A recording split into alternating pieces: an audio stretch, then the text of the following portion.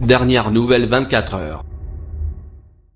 Le président français et son épouse arrivent ce lundi 23 avril à Washington pour la première visite d'État organisée par le président Trump depuis son accession à la Maison-Blanche. Si les deux hommes peuvent se targuer d'être en bons termes, ils vont néanmoins devoir aborder une série de dossiers sur lesquels ils sont en profond désaccord, qu'il s'agisse des questions commerciales ou, principalement, de l'accord sur le nucléaire iranien. La bonne relation entre les présidents français et américains est régulièrement évoquée à Paris comme à Washington, où beaucoup soulignent les points communs entre les deux chefs d'État. Tous deux ont travaillé dans le secteur privé, ont bouleversé les pronostics électoraux, et affichent leur désir de changer la manière de faire de la politique. Mais sur le fond, des désaccords profonds subsistent entre les deux chefs d'État. Notamment sur la lutte contre le changement climatique, avec le retrait de Washington de l'accord de Paris, ou sur le commerce, avec l'entrée en vigueur le 1er mai des nouvelles taxes américaines sur l'acier et l'aluminium européen. Parmi les sujets épineux que doit aborder Emmanuel Macron, il y a aussi et surtout l'accord sur le nucléaire iranien.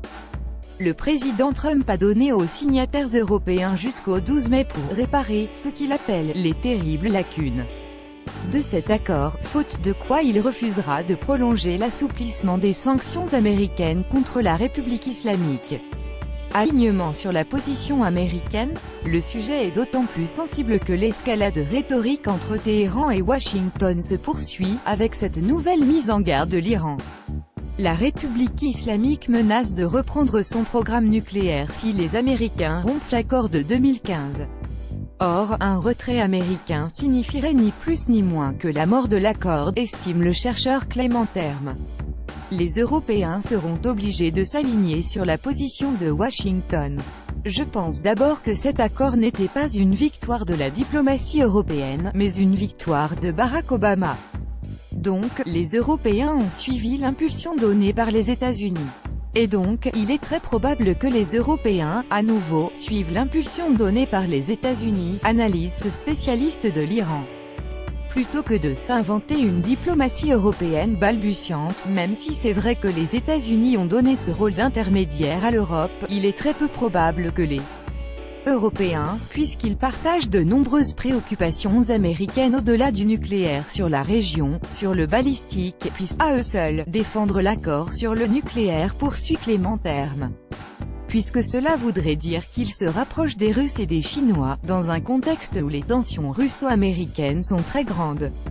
Je ne vois pas les Européens basculer dans le camp russo-chinois pour sauver l'accord sur le nucléaire iranien, enjeu économique, mais le dossier est d'autant plus essentiel pour les Européens que cet accord représente d'importants enjeux économiques. Emmanuel Macron arrive d'ailleurs à Washington après des discussions avancées au niveau européen, glisse la présidence. La fin de l'accord serait notamment un désastre pour les entreprises européennes, souligne William Drozdiak, auteur d'un ouvrage sur la politique étrangère d'Emmanuel Macron. L'accord iranien est essentiel, avance cet ancien journaliste du Washington Post. Il y aura des conséquences énormes si les États-Unis imposent des sanctions plus dures. Les entreprises françaises, européennes, seront obligées, soit de suivre les sanctions imposées par les Américains, pour garder leurs intérêts aux États-Unis, soit de sacrifier le contrat avec l'Iran pour la plupart des entreprises européennes ou françaises, pour certaines entreprises, dont le chiffre d'affaires en Amérique du Nord est bien supérieur à celui qu'elles font en Iran, il n'est pas question de sacrifier le commerce avec les États-Unis en faveur de l'Iran, selon William Drozdiak. Faire bouger les lignes, mais malgré ces désaccords profonds, il y a aussi des terrains d'entente et Emmanuel Macron espère faire bouger les lignes durant cette visite, grâce notamment à sa relation très spéciale avec Donald Trump. Aucune percée diplomatique n'est à attendre, mais une dynamique renforcée fait valoir un diplomate français qui met avant que l'entente entre les deux chefs d'État a grandement facilité les choses lors de la préparation des frappes en Syrie par exemple. Tous ces sujets, ce qui fâche et ce qui fâche moins, seront évoqués au cours de la visite d'État, mais il s'agit avant tout d'une visite protocolaire dont il n'est pas censé sortir grand-chose hormis la célébration de l'amitié franco-américaine. Chronologie et